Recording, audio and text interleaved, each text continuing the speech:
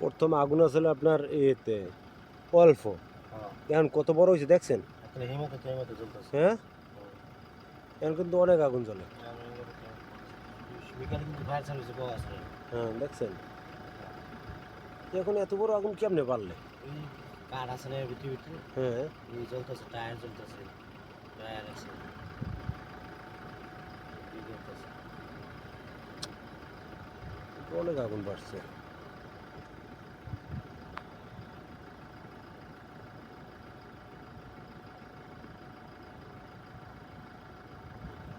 আগুন লাগলে কেমনে হবে?